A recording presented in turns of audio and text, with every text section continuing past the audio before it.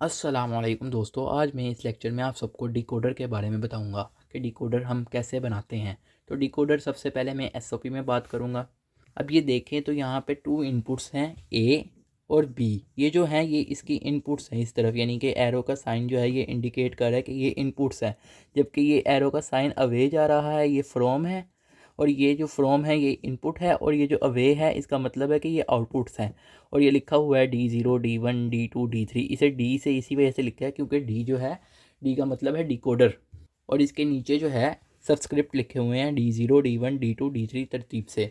तो ये जो चीज़ है, ये वाला जो सेक्शन है, ये है आउटपुट का सेक्शन और ये है इनपुट का सेक्शन। अगर हम पहले पीछे गौर करें तो देखते थे कि इनपुट्स की तादाद ज़्यादातर ज़्यादा होती थी और आउटपुट की तादाद जो है वो कम होती थी इनपुट्स की निस्बत। लेकिन यहाँ पे क्या है, यहाँ पे इनपुट्स की तादाद जो है डिकोडर में हमेशा कम होगी और आउटपुट की तादाद ज़्यादा होगी।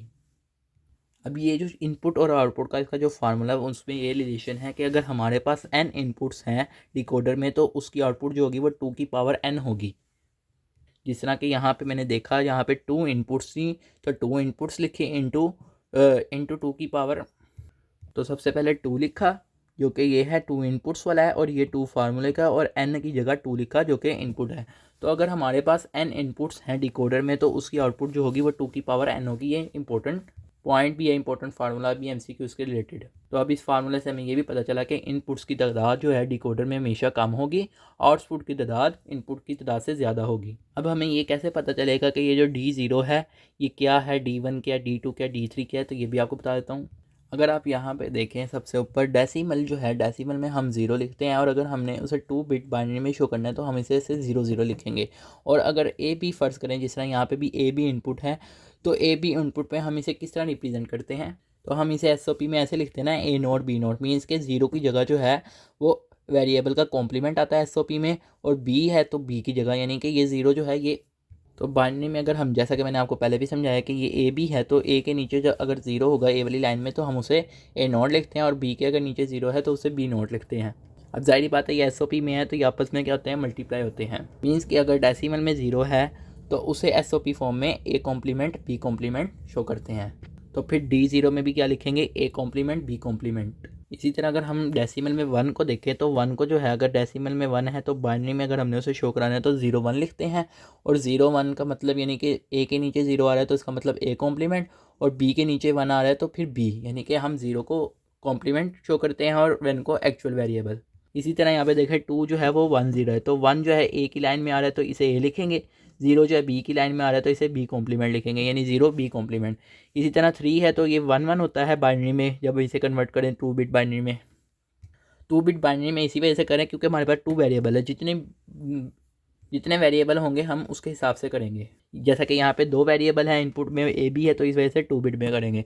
तो अब 1 के ए के नीचे जो है 1 आ रहा है तो फिर उसे ए, इसी तरह बी के नीचे 1 आ रहा है तो बी। तो एसओपी में इस तरह डिनोट करते हैं। तो फिर अब ये 1 है तो इसका मतलब है कि D1 में हम ए कॉम्प्लीमेंट बी, इसी तरह D2 में ए बी कॉम्प्लीमेंट, इसी तरह D3 में जो है ए बी। तो अगर हमारे पास 2 इनपुट्स हैं ए बी, तो उनके जो मैक्सिमम पॉसिबल केस जो है, मैक्सिमम पॉसिबल आउटपुट आ सकती हैं वो D0 आ सकती है, D1 आ सकती है, D2 D3। यानी कि अगर D0 होगी तो A complement B complement, D1 होगी तो A complement B, D2 A B complement और D3 ए बी। ये मैंने अभी आपको समझाया है, अभी आपको आगे जाके समझाऊंगा तो आपको मज़ीद बेहतर समझ आएगी। इस वजह से हमने एंड तक इसको वॉच करना है ताकि आपको मुकम्मल समझ आए। अब मैं इसकी कॉम्बिनेशनल डायग्राम बनाता हूँ इसके मुताबिक, तो फिर आपको मज़ीद बेहतर समझ आएगी। सबसे पहले मैंने D0 को बनाना है, तो D0 को कैसे बनाएंगे, जब हम ए कॉम्प्लीमेंट और बी कॉम्प्लीमेंट को एंड गेट की मदद से जोड़ेंगे। मीन्स के इसको ए कॉम्प्लीमेंट को और बी कॉम्प्लीमेंट को एंड गेट की मदद से, मीन्स के यूँ। तो जब हमने ए कॉम्प्लीमेंट और बी कॉम्प्लीमेंट को एंड गेट से जोड़ा तो हमें D0 मिला, मीन्स के यूँ। इसी तरह D1 D2 D3, तो इस तरह लिख लिया D0। जब हमने ए कॉम्प्लीमेंट बी कॉम्प्लीमेंट तो D0 मिला। इसी तरह ए कॉम्प्लीमेंट बी जो है इसे, यानी कि ए कॉम्प्लीमेंट ये और बी वाली इनपुट को जोड़ा तो D1। इसी तरह ए बी कॉम्प्लीमेंट है तो ए और बी कॉम्प्लीमेंट ये इनको जोड़ा, इसी तरह ए बी, ए इनपुट और बी इनपुट को जोड़ा तो हमें D3 मिला। ये बनाने का मकसद यही था कि ताकि आपको पता चले कि D0 ये जो है यहाँ पे, ये जो चीज़ है इसके अंदर ये पूरी कॉम्बिनेशनल डायग्राम अंदर बनी हुई है। जैसा कि मैंने आपको हाफ एडर और फुल एडर में भी बताया था कि वो जो डायग्राम है वो उसके अंदर बनी होगी, यानी कि उसके अंदर गेट्स लगे होंगे। इसी तरह ये जो डिकोडर है इसमें ये इनपुट जो कॉम्बिनेशनल डायग्राम है वो बनी हुई होगी। मीन्स के सर्कल डिज़ाइन होगा अगर आपको एक डिकोडर बना बनाया दिया जाए तो। अगर आपको बना बनाया नहीं दिया गया तो फिर आप इस तरीके से उसको डिकोडर बनाएंगे। मीन्स के ये जिस तरह ये डिज़ाइन किया हुआ है ये इसी तरह इसमें डिज़ाइन किया होता है डिकोडर में। अब ये जो चीज़ थी ये सारी थी फॉर्मेशन के किस तरह बनाते हैं। अब इसके जो क्वेश्चन आते हैं वो भी मैं आपको कराता हूँ कि किस तरह क्वेश्चन आते हैं और किस तरह हम उनको सॉल्व करते हैं। जो मेन चीज़ है वो ये है कि आपको ये जो चीज़ है ये आनी चाहिए।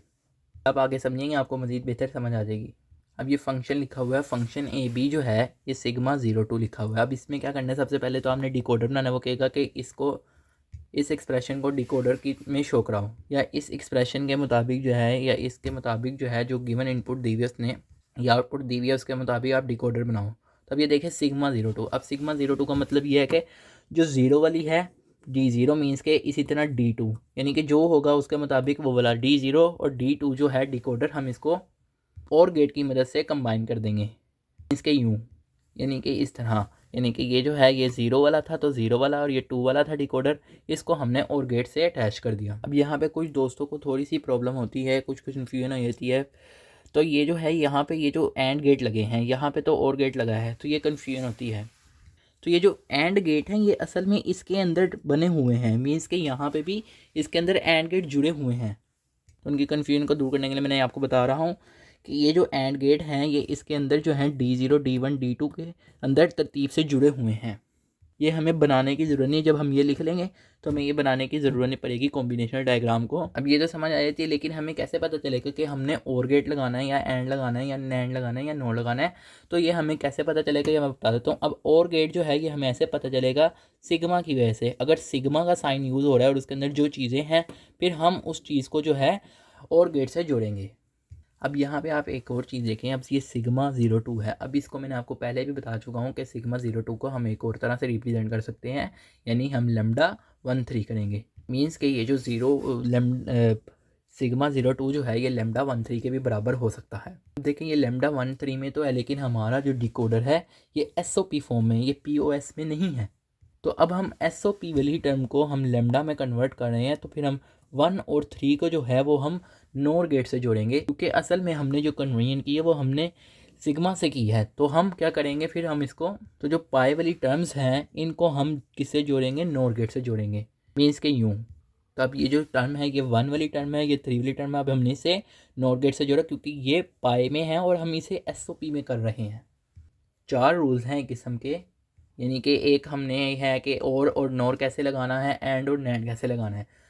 तो और नोर जो है एक किस्म के एक दूसरे के ऑपोजिट हैं, तो इसी तरह ये भी एक दूसरे के ऑपोजिट है। तो ये पता चल जाता है जब हम SOP में करेंगे तो हम और नोर यूज़ करेंगे। कैसे करेंगे ये मैंने आपको बता दिया। इसी तरह मैं POS में आपको बताऊंगा कि एंड और नैंड कैसे यूज़ करेंगे। अभी याद रहे कि हमारी आउटपुट ये जो है ये भी FE है, ये वाली ही है, और ये भी आउटपुट FE यही वाली है। तो इसको हम 2 वे में रिप्रेजेंट कर सकते हैं, या तो हम फिर इसे ऐसे रिप्रेजेंट करेंगे या फिर हम इसे ऐसे रिप्रेजेंट करेंगे, किसी एक वे में करेंगे। लेकिन मैंने आपको दोनों वे बता दिए कि किस तरह करेंगे। और एक और बात, जिस तरह हम के मैप बनाते थे उसमें हमें आंसर सिंप्लीफिकेशन में मिलता था और फिर हम डायग्राम बनाते थे सिंप्लीफाइड फंक्शन की। यहाँ पे हमें सिंप्लीफाई करने की ज़रूरत नहीं, डिकोडर में हमें बगैर सिंप्लीफाई किए ही फंक्शन का डिकोडर बनाना होता है। तो ये भी याद रहे कि डिकोडर में हमें सिंप्लीफिकेशन की ज़रूरत नहीं पड़ती। जैसे हमने ऊपर क्वेश्चन किया तो इसी तरह का एक और क्वेश्चन आ सकता है कि हमने डिकोडर बनाना है हाफ एडर की मदद से। तो अब बात दोस्तों को यहाँ पे प्रॉब्लम आए थे, वो समझते हैं पता नहीं क्या मुश्किल चीज़ है। तो ये कोई मुश्किल नहीं होता, हमें हाफ एडर की इक्वेशन का पता होना चाहिए तो हम सिंपली इसका डिकोडर बना सकते हैं। जैसा कि हम जानते हैं कि जब हमने हाफ एडर पढ़ा था तो हमने उसमें मैंने आपको एक्सप्रेशन निकालना सिखाई थी। अगर आपको हाफ एडर वगैरह के बारे में कुछ पता नहीं है तो डिस्क्रिप्शन में लिंक है, आप वहाँ से जाके देख सकते हैं कि हाफ एडर कैसे बनता है। तो हाफ एडर की एक्सप्रेशन जो है वो ये होती है SH, जो जिसे हम कहते हैं हाफ एडर की सम बिट, यानी कि और वो आती है A XOR B।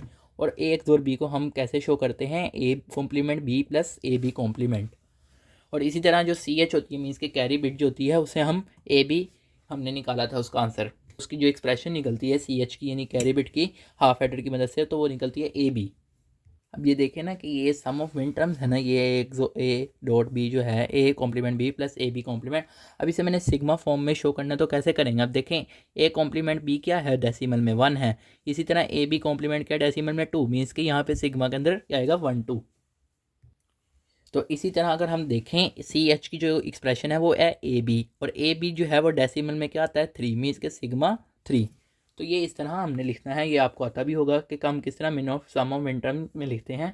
या सम ऑफ प्रोडक्ट में कैसे लिखते हैं। अगर आप ऊपर क्वेश्चन की तरफ गौर करें तो हमें यहाँ पे उसने हमें सिग्मा फॉर्म में दिया हुआ था, जबकि अगर वो हमें कहता है डिकोडर यूजिंग हाफ एडर करें तो इसमें उसने हमें नहीं दिया हुआ। तो इसमें हमें सबसे पहले एक्सप्रेशन निकालनी है और उसे सम ऑफ मिनटर्म में मीन्स के सिग्मा फॉर्म में कन्वर्ट करना है। डिकोडर जो है वो यूजिंग हाफ एडर दो तरीकों से बनता है। मैं आपको दोनों तरीके बता दूंगा, जो आपको ईजी लगे उससे कर लेना। मीन्स के एक तो तरीका ये है कि यहाँ तक कि आप करने से आगे मज़ीद कन्वर्ट करके ना करें, और एक तरीका ये है कि आप इसे कन्वर्ट कर लें जिस तरह मैंने आपको बताया है, और कन्वर्ट करने के बाद कर लें। दोनों तरीके देख लेना, दोनों ईजी हैं, जो आपको ईजी लगता है आप वो कर लेना। उस तरीके से आप डिकोडर बनाना सीख लें। अब सबसे पहले देखें तो अगर मैं आपको इस तरीके से कराऊँ सिग्मा 1 2, सिग्मा 1 2 के सिंपल है यही, जैसा कि हमने पहले किया 1 और 2 वाले को किससे जोड़ दो, और गेट से जोड़ दो। रहता है हमारे पास SH। इसी तरह जो है CH क्या है कि जो सिग्मा 3 है उसको, तो D3 वाला था ना, यानी कि सिग्मा 3 का मतलब क्या है D3, तो D3 जो है उसे बस ये सिंपल लाइन लगाओ और ये CH कह दो आप। अब ये एक तरीका है जब आप सिग्मा में कन्वर्ट करके बनाएंगे। एक और तरीका है जो जिसमें आपको सिग्मा में कन्वर्ट नहीं करना पड़ेगा, आप सिंपल ऐसे ही कर सकते हैं, आपको एक्सप्रेशन पता हो क्या है। तो अगर आपने दूसरे तरीके से करना है तो आपको ये मैंने पहले भी बताया कि ये D0 जो है ये कॉम्प्लीमेंट B कॉम्प्लीमेंट, और D1 A complement B, D2 AB complement, D3 AB, ये किस तरह होता है ये सारा मैंने बताया है। तो अब ये देखें A complement B plus AB complement means को इन दोनों को क्या करना है, और गेट से जोड़ना है। यानी A कॉम्प्लीमेंट B कहाँ पे आ रहा है, ये देखें यहाँ पे आ रहा है, AB कॉम्प्लीमेंट यहाँ पे आ रहा है, इन दोनों को और गेट से जोड़ देंगे। मीन्स के यूँ, यानी कि इसको और इसको D, ये जो है एक कॉम्प्लीमेंट भी और AB कॉम्प्लीमेंट, तो ये हमारे पास क्या आएगा SH। इसी तरह ये जो CH है ये क्या है AB है, तो AB किधर आ रहा है AB है, तो सिंपल AB वाली लाइन में कर दो। तो ये दोनों तरीके हैं, जो उनसे मर्जी तरीके से कर लें। अगर आपको इस तरीके से करना है तो फिर आपको ये वैल्यूज़ लिखनी पड़ेंगी। अभी तक हमारी जितनी भी डिस्कशन हुई है वो 2/4 डिकोडर के बारे में हुई है। मैं आपको 3/8 डिकोडर के बारे में बताऊंगा कि किस तरह करते हैं और किस तरह बनाते हैं। अब जो 3/8 डिकोडर होता है उसमें 3 इनपुट्स होती हैं और 8 आउटपुट्स होती हैं। यानी ये जो है ये 8 आउटपुट है, D0 D1 D2 D3 D4 D5 D6 D7 तक। और इसी तरह ABC जो है ये इनपुट्स हैं। तो ये 3 इनपुट्स हैं, मीन्स कि ये 3/8, यानी कि इसे 3/8 इस वजह से कहते हैं कि इसमें 3 इनपुट्स होती हैं और 8 आउटपुट्स होती हैं। 8 आउटपुट्स का मतलब है कि मैक्सिमम इसकी 8 आउटपुट होंगी, इससे ज़्यादा नहीं होंगी, और मिनिमम जो होती है वो 1 होती है। अब ये देखें तो ये 0 है, तो 0 को हम किस तरह रिप्रेजेंट करते हैं, 3 बिट बाइनरी में। 3 बिट बाइनरी में इस वजह से करें क्योंकि अब ये हमारे पास 3 वाला है, यानी कि हमारे इनपुट्स जो हैं, इनपुट वेरिएबल जो हैं वो 3 हैं, तो इस वजह से इसे 3 बिट बाइनरी में शो किया 0 0 0। और A को 0 किस तरह लिखते हैं A0, B को 0 किस तरह लिखते हैं B0, C को किस तरह C0, इसी तरह 1 को, इसी तरह 2 3 और एंड सो ऑन 7 तक। और ये आप सबको पता है कि किस तरह हम इनको वेरिएबल में शो करते हैं। तो इसी तरह यहाँ पे भी D0 को हम क्या लिखेंगे A0 B0 C0, इसी तरह D1 को A0 B0 C, ये भी SOP में ही है। अब इन सबको मैंने इस तरह लिख दिया कि D0 का मतलब है A0 B0 C0, D1 का मतलब ये है, D2 का ये, D3 ये, D4, यानी कि डिकोडर की जो है आउटपुट्स ये हैं। इसका क्वेश्चन कैसे आता है, इसका क्वेश्चन जो है वो ज़्यादातर ये आता है कि फुल एडर बनाओ डिकोडर की मदद से। तो जैसे कि फुल एडर में आप जानते हैं कि 3 इनपुट्स यूज़ होती हैं एट अ टाइम, यानी कि 3 ही होती है, 3 से ना कम होती है ना ज़्यादा। तो फिर हम 3/8 वाला डिकोडर पिक करना पड़ेगा। सबसे पहले मैंने फुल एडर बना लिया है, यानी फुल एडर तो नहीं बनाया, अभी डिकोडर बनाया है। अब फुल एडर को बनाना है, तो सबसे पहले मैंने आपको बताया कभी भी जिस चीज़ को बनाना है हमें उसकी एक्सप्रेशन के बारे में पता हो। अब आपको ये सारा मैंने पिछले लेक्चर में बता दिया, मैंने डिस्क्रिप्शन में लिंक भी रखा हुआ है कि फुल एडर का ये किस तरह बनता है। तो सबसे पहले अगर आप देखें तो सिग्मा फॉर्म में ही इसकी एक्सप्रेशन बना लेते हैं। देखें जहाँ जहाँ 1 है वहाँ वहाँ हम सिग्मा लिखते हैं, जैसा कि मैं आपको बताता हूँ। अब सिग्मा फॉर्म में कैसे लिखते हैं, जहाँ जहाँ आउटपुट जो है उसमें 1 1 आ रही है। अब ये देखें ना SF है, तो SF के लिए सिग्मा में जहाँ वो टर्म लिखेंगे जहाँ जहाँ 1 है, तो 1 कहाँ आ रहा है 1 में आ रहा है, इसी तरह 1 आ रहा है 2 में, इसी तरह 1 आ रहा है 4 में, और 1 आउटपुट आ रही है 7 में, यानी कि 1 2 4 7। तो फिर हम सिग्मा में 1 2 4 7 लिखेंगे। इसी तरह अगर हम CF को देखें तो CF में कहाँ कहाँ आ रहा है 1 इधर आ रहा है, इधर आ रहा है, इधर आ रहा है, मीन्स के 3 5 6 7, यानी 3 5 6 7 में आ रहा है, तो CF में क्या आएगा 3 5 6 7 आएगा सिग्मा के अंदर। अब SF बनाना है तो SF में क्या है सिग्मा 1 2 4 7, तो मीन्स के 1 2 4 7 वाले को क्या कर देंगे और गेट से जोड़ देंगे। तो ये देखें तो 1 2 4 और 7 वाले को मैंने किससे जोड़ दिया, और गेट से जोड़ दिया। तो ये जो हमारे पास आई है ये आई है SF। इसी तरह CF निकालना है तो ये किस तरह निकलेगा सिग्मा 3 5 6 7, तो 3 5 6 7 को हम जोड़ देंगे और गेट से। तो 3 5 6 7 को भी मैंने और गेट से जोड़ दिया, तो हमारे पास क्या निकला है CF निकला है, तो ये CF लिख दिया यहाँ पर। तो ये जो आपके पास डायग्राम है ये है फुल एडर है यूजिंग डिकोडर, यानी ये फुल एडर डिकोडर है, या हम ये कह सकते हैं ये डिकोडर है जो कि हमने फुल एडर की मदद से बनाया है। मैं आपको सिर्फ कुछ एक दो क्वेश्चंस कराऊंगा जो कि SOP वाले डिकोडर के मुतालिक होंगे, ताकि आपको मज़ीद बेहतर समझ आ जाए।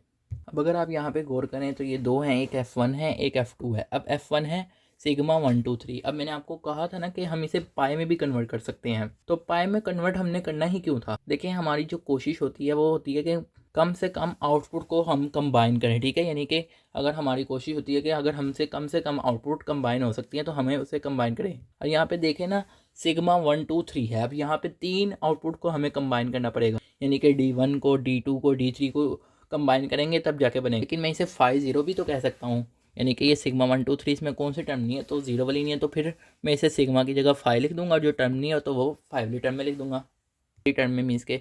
तो अब ये सिग्मा 0, तो इससे क्या होगा कि हमें कम से कम टर्म यूज़ करनी पड़ेगी, मीन्स के सिर्फ एक टर्म यूज़ करनी पड़ेगी। यहाँ पे हमें 3, तो अगर हमें कम टर्म्स यूज़ कर सकते हैं हम, तो हमारे पास जो बेटर ऑप्शन है हमने वो करनी है। तो अब 5 0 किया है। पाई में मैंने आपको बताया था कि पाई में हम क्या लगाते हैं, नॉर गेट लगाते हैं। अब पाई 0 है, इसका मतलब ये है कि 0 के आगे हमने एक नॉर गेट लगाना है। तो हमारे पास अब ये जो इनपुट आएगी ये F1 होगी, क्योंकि ये F1 जो है वो इसके बराबर भी है। अब इसी तरह F2 जो है ये सिग्मा 2 3 है। अब अगर हम इसे 5 में कन्वर्ट भी करें तो हमें ज़रूरत नहीं, क्योंकि 5 में कन्वर्ट करेंगे तब भी हमें 2 टर्म ही मिलनी है। तो अगर हमारे पास सिग्मा के अंदर ही कवर होता है तो हमने सिग्मा के अंदर ही करने की कोशिश करनी है, क्योंकि हम SOP में कर रहे हैं। सिग्मा 2 3 का क्या मतलब है कि 2 और 3 को क्या कर दो, और गेट से जोड़ दो। यहाँ पे मैंने नॉर गेट इस वजह से यूज़ किया क्योंकि यहाँ पे पाई था। अब यहाँ पे सिग्मा है तो सिग्मा में हम और गेट यूज़ करते हैं। तो सिग्मा 2 3 का मतलब ये है कि 2 और 3 वाली टर्म को हम और गेट से जोड़ देंगे। तो ये इस तरह करना है। तो उम्मीद है कि आपको समझ आ गई होगी। अब आपको मैं बता दूँ दोबारा कि हमने कोई एक जो है वो सिलेक्शन करनी है और फिर उसके मुताबिक हमने करना है। जितने भी क्वेश्चन थे ये SOP में थे। इंशाल्लाह मैं आपको नेक्स्ट लेक्चर में जो है वो POS के बारे में बताऊंगा कि POS डिकोडर कैसे बनाते हैं और किस तरह उसके बारे में क्वेश्चन करते हैं। आप सब दोस्तों का लेक्चर सुनेगा। शुक्रिया।